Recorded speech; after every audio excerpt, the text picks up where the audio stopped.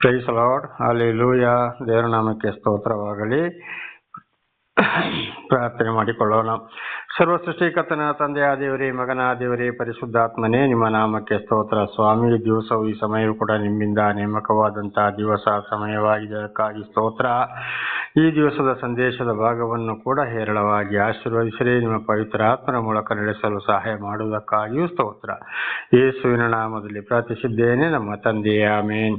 ಇದನ್ನು ಕೇಳುತ್ತಿರುವ ನನ್ನ ಸಹೋದರ ಸಹೋದರಿ, ನಿಮಗೂ ಕೂಡ ನನ್ನ ಹೃದಯಪೂರ್ವಕವಾದಂಥ ನಮಸ್ಕಾರಗಳು. ಈ ದಿವಸದ ಸಂದೇಶದ ಭಾಗವು ಕೂಡ ಬೇಕಾದವರನ್ನು ಮಾತ್ರ ದೇವರು ಆರಿಸಿಕೊಳ್ಳುತ್ತಾರೆ, ಭಾಗ 2. ಬೇಕಾದವರನ್ನು ಮಾತ್ರ ದೇವರು ಆರಿಸಿಕೊಳ್ಳುತ್ತಾರೆ, ಭಾಗ 2. ವಚನದ ಕಡೆಗೆ ಹೋಗೋಣ. ರೋಮಪುರದವರಿಗೆ 9ನೇ ಅಧ್ಯಾಯ 11ರಿಂದ 13ರವರೆಗೆ. ಆ ಮಕ್ಕಳು ಒಬ್ಬ ತಂದೆಯ ಮಕ್ಕಳಾಗಿದ್ದರು. ಅವರು ಇನ್ನು ಹುಟ್ಟದೆಯೂ ಒಳ್ಳೆಯದನ್ನಾಗಲಿ ಕೆಟ್ಟದನ್ನಾಗಲಿ ಮಾಡದೆಯೂ ಇದ್ದಾಗ ಹಿರಿಯರು ಕಿರಿಯನಿಗೆ ಸೇವೆ ಮಾಡುವನೆಂಬುದಾಗಿ ಆಕೆಗೆ ಹೇಳಲ್ಪಟ್ಟಿತು. ಇದರಿಂದ ದೇವರು ತನಗೆ ಮನಸ್ಸಿದ್ದವರನ್ನು ಆರಿಸಿಕೊಳ್ಳುತ್ತಾನೆಂಬ ಸಂಕಲ್ಪವು ಸ್ಥಿರವಾಗಿರಬೇಕೆಂದು ತೋರಿಸಿದನು. ಆ ಸಂಕಲ್ಪವು ಪುಣ್ಯ ಕ್ರಿಯೆಗಳ ಮೇಲೆ ಆಧಾರಗೊಳ್ಳದೆ ಕರೆಯುವಾತನ ಚಿತ್ತದ ಮೇಲೆ ಆಧಾರಗೊಂಡಿದೆ. ಇದಕ್ಕನುಸಾರವಾಗಿ ಯಾಕೋಬನನ್ನು ಪ್ರೀತಿಸಿದನು, ಏಸಾವನನ್ನು ದ್ವೇಷಿಸಿದನು ಎಂದು ಬರೆದಿದೆ.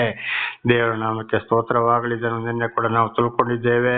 ಇಸಾಕರ ವ್ಯಕ್ತಿಗೆ 2 ಮಕ್ಕಳು ಗರ್ಭದೊಳಗೆ, ಅಲ್ಲಿ ಅವರು ವೈರಿಗಳಾಗಿದ್ದರು. ಆಮೇಲೆ ಯಾಕೋಬನನ್ನ ಪ್ರೀತಿ ಮಾಡಿ ಯಾಕೋಬನನ್ನು ನಡೆಸಿಕೊಂಡು ಬಂದರು, ಏಸಾವನನ್ನ ತಳ್ಳಿಬಿಟ್ಟಿದ್ದರು. ಒಂದೇ ತಾಯಿಯ ಮಕ್ಕಳಾದರೂ ಕೂಡ. ಹಾಗೆ ಇವತ್ತು ಒಂದೇ ತಂದೆ ತಾಯಿಯಲ್ಲಿ ಹುಟ್ಟಿದಂತ ಎಷ್ಟೋ ಮಕ್ಕಳನ್ನು ಕೂಡ ಇವತ್ತು ಏನ್ ಮಾಡ್ತಾರೆ, ದೇವರಿಗೆ ಬೇಕಾದವರನ್ನು ಮಾತ್ರ ಆರಿಸಿಕೊಂಡು ಸಾಕ್ಷಿಯನ್ನಾಗಿ ಮಾರ್ಪಡಿಸುತ್ತಾರೆ. ಇದಕ್ಕೆ ಹೇಳಿದ್ದು ಬೇಕಾದವರನ್ನು ಮಾತ್ರ ಆರಿಸಿಕೊಳ್ಳುತ್ತಾರೆ ಅಂತ. ಉದಾಹರಣೆಗೆ ಇವತ್ತು ನನ್ನನ್ನು ಬಹಳ ದೊಡ್ಡ ಕುಟುಂಬದಲ್ಲಿ ಇಡೀ ನನ್ನನ್ನು ಮಾತ್ರ ಇವತ್ತು ದೇವರು ಆರಿಸಿಕೊಂಡರು. ಅದೇ ನನ್ನ ಹೆಂಡತಿ, ಮಗ, ಇವರೆಲ್ಲ ವಿಶ್ವಾಸಕ್ಕೆ ಬಂದರು ಕೂಡ ಹಿಂದಿರುಗಿ ಹೋದರು. ನನ್ನನ್ನು ಇವತ್ತು ಕೂಡ ದೊಡ್ಡ ಸಾಕ್ಷಿಯನ್ನಾಗಿ ಬೋಧಕನನ್ನಾಗಿ ಮಾರ್ಪಡಿಸಿದ್ದಾರೆ. ಹಾಗೆ ದೇವರಿಗೆ ಯಾರ್ಯಾರು ಬೇಕೋ ಅವರನ್ನೇ ಆರಿಸಿಕೊಳ್ಳವರಾಗಿದ್ದಾರೆ. ಒಂದೇ ತಂದೆ ತಾಯಿಯ ಮಕ್ಕಳಾದರೂ ಕೂಡ ಒಂದು ಕಡೆ ಗಂಡನನ್ನು ಆರಿಸಿಕೊಳ್ತಾರೆ, ಹೆಂಡತಿಯನ್ನು ಬಿಡ್ತಾರೆ, ಹೆಂಡತಿಯನ್ನು ಆರಿಸಿಕೊಳ್ತಾರೆ, ಗಂಡನನ್ನು ಬಿಡ್ತಾರೆ, ಮಕ್ಕಳನ್ನು ಆರಿಸಿಕೊಳ್ತಾರೆ, ತಂದೆ ತಾಯಿಯನ್ನು ಬಿಡ್ತಾರೆ. ಪ್ರತಿ ಒಂದು ವಿಷಯವೂ ಕೂಡ ಹೀಗೆ ಆಗಿದೆ. ಹಾಗೆ ಮುಂದಿನ ವಚನಕ್ಕೆ ಹೋಗೋಣ. ಮತ್ತಾಯ 7:21. ಮತ್ತಾಯ 7:21. ನನ್ನನ್ನು ಸ್ವಾಮಿ ಸ್ವಾಮಿ ಅನ್ನವರೆಲ್ಲರೂ ಪರಲೋಕ ರಾಜ್ಯದಲ್ಲಿ ಸೇರುವರೆಂದು ನೆನೆಸಬೇಡಿರಿ. ಪರಲೋಕದಲ್ಲಿರುವ ನನ್ನ ತಂದೆಯ ಚಿತ್ತದಂತೆ ನಡೆಯುವವನೇ ಪರಲೋಕ ರಾಜ್ಯಕ್ಕೆ ಸೇರುವನು. ದೇವರ ನಾಮಕ್ಕೆ ಸ್ತೋತ್ರವಾಗಲಿ. ಹಲ್ಲೆಲೂಯಾ.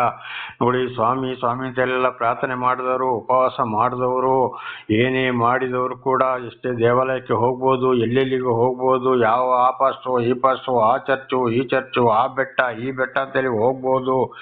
ಏನು ಖಂಡಿತವಾಗಿ ಪರಲೋಕ ಹೋಗ್ಲಿಕ್ಕೆ ಸಾಧ್ಯವಿಲ್ಲ. ತನ್ನ ತಂದೆಯ ಚಿತ್ತ ಅಂದ್ರೆ ಪರಲೋಕ ತಂದೆಯಾದ ದೇವರು ಒಬ್ಬೊಬ್ಬರಿಗೆ ಒಂದೊಂದು ವರವನ್ನ ಕೊಟ್ಟು ಕಳಿಸಿದ್ದಾರೆ. ಅದು ಯಾರ್ಯಾರನ್ನ ಬೇಕೋ ಅವರವರನ್ನೇ ಆರಿಸಿ ಕಳಿಸಿದ್ದಾರೆ. ಅಂಥವರನ್ನು ಮಾತ್ರ ಪರಲೋಕಕ್ಕೆ ಸೇರಿಸ್ತಾರೆ ಹೊರತು ಖಂಡಿತ ಬಾಕಿ ಎಲ್ಲರೂ ಪ್ರಾರ್ಥನೆ ಮಾಡಿದವರೆಲ್ಲರೂ ಪರಲೋಕಕ್ಕೆ ಹೋಗ್ಲಿಕ್ಕೆ ಸಾಧ್ಯವೇ ಇಲ್ಲ. ಪರಲೋಕ ದೇವರ ತಂದೆಯ ಚಿತ್ತ ಅಂದ್ರೆ ನೋಡಿ, ಯೇಸು ಸ್ವಾಮಿಯನ್ನು ಕೂಡ ಏನ್ ಮಾಡಿದ್ರು, ಭೂಲೋಕಕ್ಕೆ ಕಳಿಸಿಕೊಟ್ಟಾಗ ಅವರ ಬಳಗಡೆಯನ್ನು ಮಗನ ರೂಪದಲ್ಲಿ ಕಳಿಸಿಕೊಟ್ಟಾಗ, ನೀನು ಹೋಗು, ಇಷ್ಟು ವರ್ಷ ಹೀಗೆ ಎಲ್ಲ ನೀನು ಮಾಡಬೇಕು, ನಿನಗಿಂತ ಕಷ್ಟ ಸಂಕಟ ದುಃಖಗಳು ಬರುತ್ತವೆ, ಹೀಗೆ ಸಹಿಸಿಕೊಳ್ಳಬೇಕು ಅಂತ ಹೇಳಿ ಕಳಿಸಿದರು. ಅದಕ್ಕೆ ಯೇಸುಸ್ವಾಮಿ ಒಂದು ಮಾತನ್ನು ಹೇಳಿದ್ರು, ನಾನು ನನ್ನಷ್ಟಕ್ಕೆ ಈ ಲೋಕಕ್ಕೆ ಬಂದಿಲ್ಲ, ನನ್ನ ತಂದೆಯು ಹೇಳಿ ಕಳಿಸಿದನ್ನು ನೆರವೇರಿಸಲು ನಾನು ಬಂದೆ ಎಂಬುದಾಗಿ. ಹಾಗೆ ಇವತ್ತು ಕೂಡ ದೇವರಿಂದ ಆಯ್ಕೆಗೊಂಡವರು, ದೇವರು ಯಾರನ್ನು ಕರೆದಿದ್ದಾರೋ, ಯಾರನ್ನು ಆರಿಸಿಕೊಂಡಿದ್ದಾರೋ ಅವರ ನಡೆ ನುಡಿ ಕ್ರಿಯೆಗಳಲ್ಲಿ ಯೇಸುಸ್ವಾಮಿಯ ಪ್ರವಾದಿ ಸಾಕ್ಷಿಗಳನ್ನು ನೋಡಿ ಇವರನ್ನು ಕೂಡ ಅರ್ಥ ಮಾಡಿಕೊಳ್ಳಬೇಕು. ಅವ್ರು ಏನ್ ಮಾಡ್ತಾರೆ, ಸತ್ಯ ಸುವಾರ್ತೆಯನ್ನು ಸಾರ್ತಾರೆ, ಇದ್ದಿದ್ದನ್ನು ಇದ್ದಾಗೆ ಹೇಳ್ತಾರೆ, ಬೆಂಕಿ ಚೂರಾಗಿ ಮಾತಾಡ್ತಾರೆ. ಈ ಲೋಕದ ಯಾವುದೇ ವಿಷಯಕ್ಕೆ ನಾನಾ ಥರದಲ್ಲಿ ಸ್ಟೈಲು, ಆಡಂಬರ, ದೊಡ್ಡ ದೊಡ್ಡ ಮನೆ, ಅದು ನಿಮಗೆ ಗೊತ್ತಿದೆ. ಆಗ ಬಹಳ ಸಲ ಹೇಳಿದ್ದೇನೆ. ದೇವರ ನಾಮಕ್ಕೆ ಸ್ತೋತ್ರವಾಗಲಿ. ಹಾಗೆ ಖಂಡಿತವಾಗಿ ಇದೆಲ್ಲ ಪರಲೋಕ ದೇವರ ಚಿತ್ತವಲ್ಲ. ಬೈಬಲ್ ವಾಕ್ಯಕ್ಕನುಸಾರವಾಗಿ ಈ ವಾಕ್ಯಕ್ಕನುಸಾರವಾಗಿ ಯಾರು ಜೀವಿಸ್ತಾ ಇದ್ದಾರೋ ಅಂಥವರನ್ನು ಮಾತ್ರ ಕರೆದಿದ್ದಾರೆ. ಅಂಥವರು ಚಾಚು ತಪ್ಪದೆ ದೇವರ ವಾಕ್ಯಕ್ಕೆ ವಿಧೇಯರಾಗ್ತಾರೆ. ಅವರು ಈ ಅದ್ವೇ ಪರಲೋಕದ ದೇವರ ತಂದೆಯಾದ ಚಿತ್ತ ಒಬ್ಬೊಬ್ಬರಿಗೆ ಒಂದೊಂದು ವರ. ಆ ವರದಲ್ಲಿ ಅವರು ದೇವರನ್ನ ಕಾಣಬೇಕು, ಪರಲೋಕವನ್ನ ಕಾಣಬೇಕು. ಇದುವೇ ಪರಲೋಕ ದೇವರ ತಂದೆಯಾದ ಚಿತ್ತವಾಗಿದೆ. ಸ್ತ್ರೀಯರಾಗ್ಲಿ ಪುರುಷರಾಗ್ಲಿ ಹಾಗೆ ಪ್ರಾರ್ಥನೆ ಮಾಡಿದವರೆಲ್ಲರೂ, ಸೇವೆ ಮಾಡಿದವರೆಲ್ಲರೂ ಖಂಡಿತವಾಗಿ ಪರಲೋಕ ಹೋಗ್ಲಿಕ್ಕೆ ಸಾಧ್ಯವೇ ಇಲ್ಲ. ದೇವರು ಕರೆದವರನ್ನು ಮಾತ್ರ, ಆರಿಸಿಕೊಂಡಂಥವ್ರು ಮಾತ್ರ ಪರಲೋಕ ಸೇರಲು ಸಾಧ್ಯ. ಅಂಥವರನ್ನ ಈ ಲೋಕದಲ್ಲಿ ನಾವು ತಿಳಿದುಕೊಳ್ಳಬೇಕಾಗಿದೆ. ದೇವರ ನಾಮಕ್ಕೆ ಸ್ತೋತ್ರವಾಗಲಿ. ಹಲ್ಲೆಲೂಯಾ. ಹಾಗೆ ಈಗ ನಾವು ಮುಂದಿನ ವಚನಗಳಿಗೂ ಕೂಡ ಹೋಗೋಣ. ದೇವರ ನಾಮಕ್ಕೆ ಸ್ತೋತ್ರವಾಗಲಿ. ಹಲ್ಲೆಲೂಯಾ. ಆದಿಕಾಂಡ 37ರಿಂದ 47ನೇ ಅಧ್ಯಾಯ 26ರವರೆಗೆ, ಆದಿಕಾಂಡ ಅಧ್ಯಾಯ 37ರಿಂದ 47-26ರವರೆಗೆ ನಾವು ಯೂಸೆಫನ ಚರಿತ್ರೆಯನ್ನು ಅಲ್ಲಿ ನೋಡ್ಕೊಳ್ಬಹುದು. ದೇವರ ನಾಮಕ್ಕೆ ಸ್ತೋತ್ರವಾಗಲಿ. ಆದರೆ ಒಂದು ಬೈಬಲಲ್ಲಿ ಜೋಸೆಫ್ ಅಂತ ಬರೆಯಲ್ಪಟ್ಟಿದೆ, ಒಂದು ಬೈಬಲಲ್ಲಿ ಯೂಸೆಫ್ ಅಂತ ಬರೆಯಲ್ಪಟ್ಟಿದೆ. ಎರಡು ಒಂದೇ. ನೋಡಿ, ಯಾಕೋಬನ 12 ಗಂಡು ಮಕ್ಕಳಲ್ಲಿ ಜೋಸೆಫನನ್ನು ಮಾತ್ರ ದೇವರು ಆರಿಸಿಕೊಂಡರು. ಆದ್ರಿಂದಲ್ಲಿ ಅವನಿಗೆ ಏನಾಯ್ತು, 2 ಕನಸುಗಳು ಬಿತ್ತು. ಅದನ್ನು ಅವನ ಅಣ್ಣಂದಿರಿಗೆ ಹೇಳಿದಾಗ ಅಣ್ಣಂದಿರು ವಿರೋಧಿ ಆದ್ರು.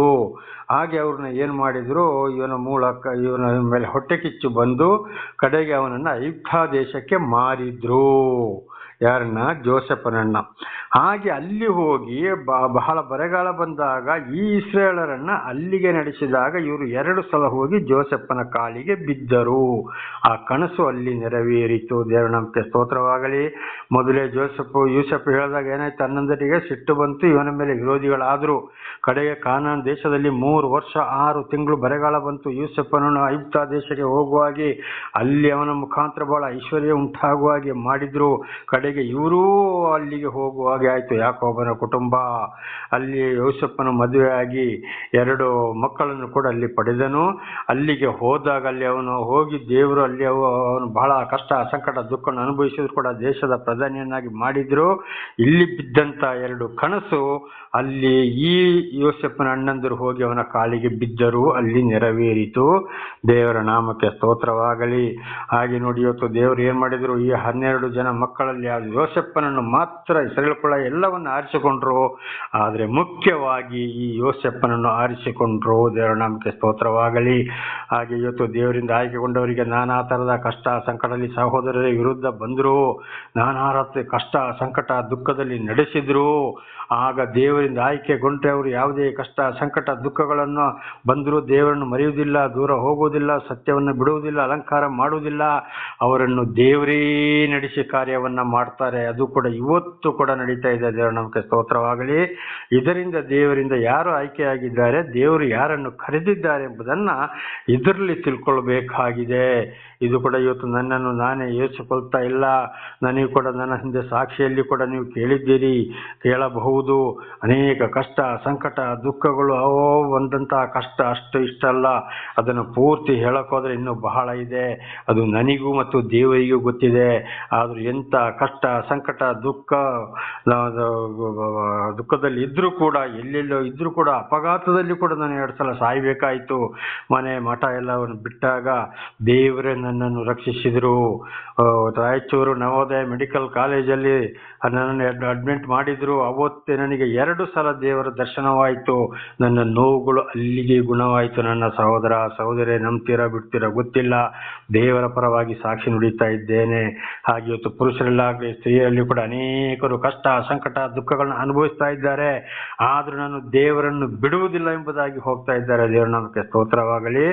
ಇಂಥವರನ್ನು ಮಾತ್ರ ದೇವರು ಆರಿಸಿಕೊಳ್ಳುತ್ತಾರೆ ಎಂಬುದಾಗಿ ನಾವು ಸ್ಪಷ್ಟವಾಗಿ ತಿಳಿದುಕೊಳ್ಳಬೇಕಾಗಿದೆ. ಅಲ್ಲಿಂದ ಮುಂದೆ ನಾವು ಹೋಗೋಣ. ವಿಮೋಚನಾ ಕಾಂಡ ನೋಡಿ, ಅಲ್ಲಿ ಮೋಶೆಯನ್ನ ದೇವರು ಆರಿಸಿಕೊಳ್ತಾರೆ. ವಿಮೋಚನಾ ಕಾಂಡದಲ್ಲಿ ನೋಡುವಾಗ ಮೋಶೆ ಅಂದ್ರೆ ಅವನ ಹೆಸರು ಏನಂದ್ರೆ ನೀರಿನಿಂದ ಎತ್ತಲ್ಪಟ್ಟವನು ಅಂತ ಇದರ ಅರ್ಥ. ಮೋಶೆ ಅಂದ್ರೆ ಇಬ್ರು ಭಾಷೆ, ಕನ್ನಡದಲ್ಲಿ ನೀರಿನಿಂದ ಎತ್ತಲ್ಪಟ್ಟವನು. ನೋಡಿ, ಮೋಶೆಯನ್ನು ಏನ್ ಮಾಡ್ತಾರೆ, ಅಲ್ಲಿ ಬೆಂಕಿಯ ಒಳಗಿಂದ ಒಂದು ಮುಳ್ಳಿನ ಪೊದೆ ಉರಿತಾ ಇರ್ತದೆ. ಮೋಶೆ ಅಲ್ಲಿ ಇರ್ತಾನೆ. ಮೋಶೆ ಅಂತಲ್ಲಿ ಕರೆಯುವಾಗ ಇಗೋ ಇದ್ದೇನೆ ಅಂತ ಹೇಳ್ತಾ ಇದ್ದಾನೆ. ದೇವರ ನಾಮಕ್ಕೆ ಸ್ತೋತ್ರವಾಗಲಿ. ಹಾಗೆ ನೋಡಿ, ದೇವರಿಂದ ಆಯ್ಕೆಗೊಂಡವರಿಗೆ ಏನ್ ಮಾಡ್ತಾರೆ, ಹೆಸರು ಹಿಡಿದು ಕರೆಯುವರಾಗಿದ್ದಾರೆ. ವಾಣಿ ಕೇಳ್ತದೆ, ಇದು ನನ್ನ ಜೀವಿತದಲ್ಲಿ ನೆರವೇರಿದೆ. ಅನೇಕರು ಒಂದೊಂದು ಮಾತನ್ನ ಹೇಳ್ತಾ ಇದ್ದಾರೆ. ಗಮನಿಸಿದಾಗ ದೇವರು ಅವರೊಂದಿಗೆ ಮಾತನಾಡಿದವರಾಗಿದ್ದಾರೆ. ಇವತ್ತು ಕೂಡ ವಾಣಿ ಕೇಳ್ತಲೇ ಇದೆ. ಉದಾಹರಣೆಗೆ ಕೊರೋನಾ ಸಮಯದಲ್ಲಿ ನನಗೆ ಕೊರೋನಾ ಬಂದಾಗ ಟೆಸ್ಟ್ ಮಾಡಿಸಿದಾಗ ಪಾಸಿಟಿವ್ ಬಂದಾಗ ಮತ್ತೊಂದ್ಸಲ ಟೆಸ್ಟ್ ಮಾಡ್ಸಕ್ಕೆ ಮೊದಲೇ ನಿನಗೆ ಕೊರೋನಾ ಬಂದು ಹೋಯ್ತೆಂಬ ವಾಣಿ ಕೇಳಿತು. ಅವತ್ತೇ ಸಾಯಂಕಾಲ ನನಗೆ ಮೆಸೇಜ್ ಬಂತು, ನಿನಗೆ ನೆಗೆಟಿವ್ ಬಂದಿದೆ ಎಂಬುದಾಗಿ. ದೇವರ ನಾಮಕ್ಕೆ ಸ್ತೋತ್ರವಾಗಲಿ. ಅನೇಕ ವಾಣಿಗಳು ಒಂದೊಂದ್ಸಲ ಇವತ್ತು ಕೇಳ್ತಾ ಇದ್ದಾವೆ. ದೇವರ ನಾಮಕ್ಕೆ ಸ್ತೋತ್ರವಾಗಲಿ. ದೇವರಿಂದ ಆಯ್ಕೆಗೊಂಡವರಿಗೆ ಈ ಒಂದು ಸಂದೇಶ ಕೊಡಲಿ, ಈ ಒಂದು ಅದ್ಭುತ ಕೂಡ ಅವರಲ್ಲಿ ನಡೆಯುತ್ತದೆ. ಇದರಲ್ಲಿ ಅವರ ಸಾಕ್ಷ್ಯ ಮುಖಾಂತರ ನಾವು ತಿಳಿದುಕೊಳ್ಬೇಕು. ಅದರಲ್ಲಿ ಸುಳ್ಳು ಹೇಳ್ತಾ ಇದ್ದಾರೆ, ಸತ್ಯ ಹೇಳ್ತಾ ಇದ್ದಾರೆ ಅಂತ ಅನೇಕರು ಇವತ್ತು ಏನ್ ಮಾಡ್ತಿದ್ದಾರೆ, ಸುಳ್ಳು ಸಾಕ್ಷ್ಯ ಹೇಳ್ತಾ ಇದ್ದಾರೆ. ಇದನ್ನು ವಾಕ್ಯದ ಮೂಲಕ ನಾವು ಕಂಡು ಹಿಡಿದುಕೊಳ್ಳಬೇಕಾಗಿದೆ. ಹಾಗೆ ನೋಡಿ, ಮೋಶೆಯನ್ನು ಆರಿಸಿಕೊಂಡ್ರು. ವಿಮೋಚನಕಾಂಡ 13:21-31 ನೋಡುವಾಗ ಐಗುಪ್ತ ದೇಶದಲ್ಲಿ ಇಸ್ರೇಲರಿಗೆ ಆ ದೇಶದವರು ಅರಸರು ಬಹಳ ಕಷ್ಟ, ಸಂಕಟ, ದುಃಖಗಳನ್ನ ಕೊಡ್ತಾ ಇದ್ದಾರೆ. ಅಲ್ಲಿಂದ ರಕ್ಷಿಸಲು ಮೋಶೆಯನ್ನ ಕರೆದರು. ಕಷ್ಟ, ಸಂಕಟ, ದುಃಖದಲ್ಲಿದ್ದಾರೋ ಅವರನ್ನ ಅಲ್ಲಿಂದ ರಕ್ಷಿಸಲು. ಇದು ಇವತ್ತು ನಮ್ಮ ಜೀವಿತಕ್ಕೂ ಕೂಡ ಏನ್ ಮಾಡ್ತಾ ಇದ್ದಾರೆ ಅಂದ್ರೆ, ಯಾರು ಕಷ್ಟ, ಸಂಕಟ, ದುಃಖದಲ್ಲಿ ನಾನಾ ರೀತಿಯಲ್ಲಿ ಕಣ್ಣೀರು ಸುರಿಸ್ತಾ ಇದ್ದಾರೋ, ಯಾರು ಸೈತಾನ ಕಾರ್ಯಕ್ಕೆ ಒಳಗಾಗಿದ್ದಾರೋ ಅಂಥವರಲ್ಲಿಗೆ ದೇವರು ಆದುಕೊಂಡವರನ್ನು ಕಳಿಸ್ತಾರೆ.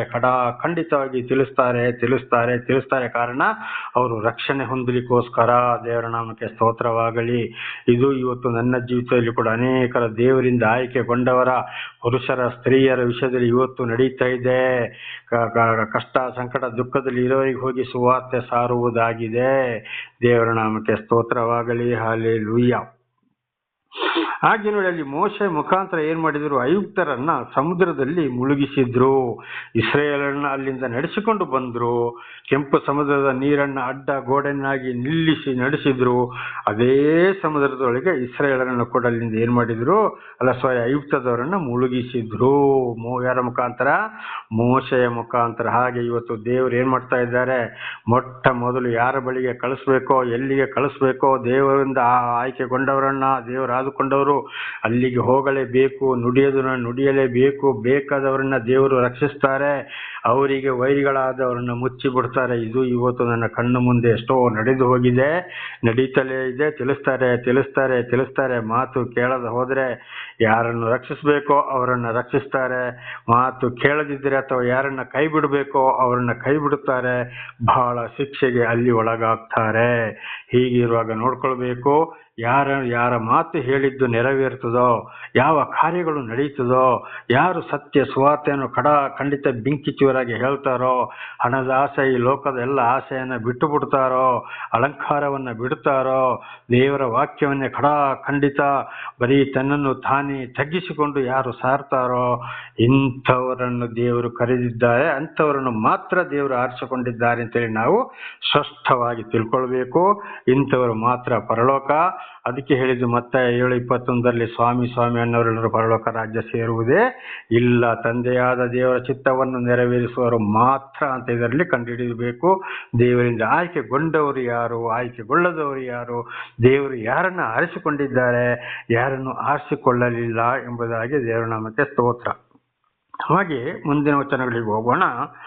1 ಸಮುವೇಲ 3:1-10 ನೋಡುವಾಗ, ಹನ್ನಲಿಗೆ ಅಲ್ಲಿ ಪೀನಸನಿಗೆ ಮತ್ತು ಹನ್ನಲಿಗೆ ಮಕ್ಕಳು ಇರಲಿಲ್ಲ. ಆಗ ಹನ್ನಲು ಅವಳನ್ನು ಬಹಳ ನಿಂದಿಸ್ತಾ ಇದ್ರು. ಆ ದೇವರಲ್ಲಿ ಮೊರೆ ಇಟ್ಲು. ಪ್ರಾರ್ಥನೆಗೆ ದೇವರು ಉತ್ತರವನ್ನ ಕೊಟ್ಟರು. ಆಮೇಲೆ ಮೊಟ್ಟ ಮೊದಲು ಸಮುವೇಲನನ್ನು ಕೊಟ್ಟರು ದೇವರು.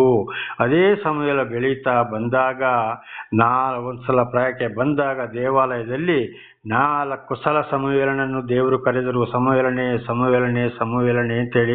ದೇವರ ನಾಮಕ್ಕೆ ಸ್ತೋತ್ರವಾಗಲಿ. ಹಾಗೆ ಇವತ್ತು ಅನೇಕ ಮಕ್ಕಳು ಇಲ್ಲದಿದ್ದಾಗ ಯಾರು ಇವತ್ತು ಪ್ರಾರ್ಥನೆ ಮಾಡ್ತಾ ಇದ್ದಾರೋ, ಪ್ರಾರ್ಥನೆಗೆ ಸರಿಯಾಗಿ ಅವರ ಭಯ ಭಕ್ತಿ ಮನಸ್ಸನ್ನು ನೋಡಿ ಮಕ್ಕಳನ್ನ ಕೊಡೋರಾಗಿದ್ದಾರೆ.